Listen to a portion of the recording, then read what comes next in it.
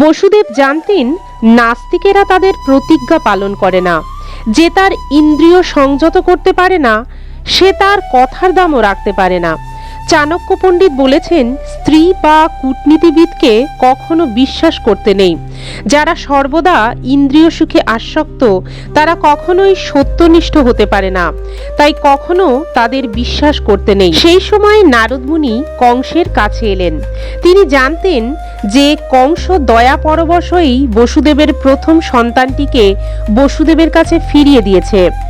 ভগবান শ্রীকৃষ্ণ যাতে যত তাড়াতাড়ি সম্ভব অবতরণ করেন সেই আয়োজন করতেই নারদ অত্যন্ত উৎকণ্ঠিত ছিলেন। তাই তিনি কংসকে বললেন যে নন্দ মহারাজ সহ বৃন্দাবনের সমস্ত গোপকুমার এবং গোপকুমারীরা ও বসুদেব এবং তার পিতা সুরসেন সহ সমস্ত যদুবংশীয় এবং বৃষ্ণিবংশীয় মহাত্মারা ভগবানের অবতরণের অপেক্ষা করছেন।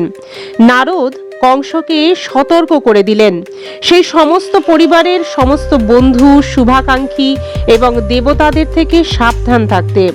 কংস এবং তার বন্ধু ও পরামর্শদাতারা সকলেই ছিল আসরিক। দানবেরা সর্বদাই দেবতাদের ভয়ে ভীত থাকে। এইভাবেই নারদের কাছে বিভিন্ন পরিবারে দেবতাদের জন্মগ্রহণ করার কথা শুনে কংস তৎক্ষণাৎ সন্ত্রস্ত হয়ে উঠল। সে বুঝতে পারল যে দেবতারা যেহেতু আবির্ভূত হয়েছেন, ভগবান বিষ্ণু নিশ্চয়ই অচিরেই আবির্ভূত হবেন। তাই তৎক্ষণাৎ তার ভগ্নিপতি বসুদেব এবং দেবকীকে বন্দী করে সে কারারুদ্ধ করল এবং তাদের নবজাত সন্তানটিকে হত্যা করল।